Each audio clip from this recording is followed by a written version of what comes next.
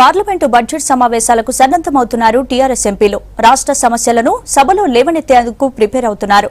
అంశాల వారీగా కేంద్రానికి మద్దతు ఇస్తూనే తెలంగాణకు కేటాయింపుల విషయంలో కేంద్రాన్ని నిలదీస్తామంటున్నారు. పార్లమెంట్లో వ్యవహరించాల్సిన అంశాలపై ఎంపీలకు దిశానిర్దేశం చేస్తున్నారు సీఎం కేసీఆర్.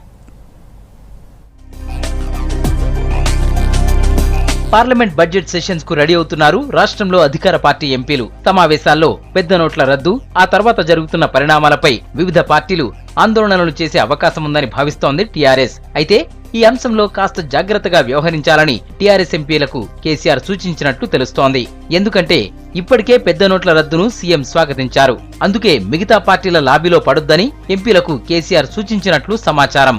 ఇదే సమయంలో పెద్ద నోట్ల రద్దు తర్వాత తెలంగాణ రాష్ట్రంలో పరిస్థితులను వివరించాలని భావిస్తున్నారు. రైల్ మంత్రి గారిని కూడా కలిసి ఈ మాకు రావాల్సిన ఏవైతే రైళ్లు ఉన్నాయో ట్రైన్స్ ట్రాక్స్, న్యూ ట్రాక్స్ కానీ, ఆర్ఓబీస్ కానీ, ఆర్యూబీస్ కానీ, ఇటువంటి మా కోచ్ ఫ్యాక్టరీ అన్నిటి విషయాల గురించి కూడా వారితో చర్చించి ఇవన్నిటిని కూడా ఈ బడ్జెట్లో పొందుపరిచేదానికి వారిని కూడా కలవడం జరుగుతుంది. డిమానిటైజేషన్ తర్వాత రాష్ట్ర ఖజానాకు భారీ లోటు వచ్చిందని గతంలోనే కేంద్రం దృష్టికి తీసుకెళ్లారు ముఖ్యమంత్రి కేసీఆర్. ఇదే విషయాన్ని పార్లమెంట్ లో వినిపించాలని నిర్ణయించారు ఎంపీలు. పాలమూరు, రంగారెడ్డి, కాళేశ్వరం ప్రాజెక్టులతో పాటు మిషన్ భగీరథకు సాయం చేయాలని కేంద్రానికి పలుమార్లు విన్నవించారు టీఆర్ఎస్ ఎంపీలు. ఇప్పుడు మరోసారి పార్లమెంట్ లో ఈ అవసరాలను గుర్తు చేయాలని భావిస్తున్నారు.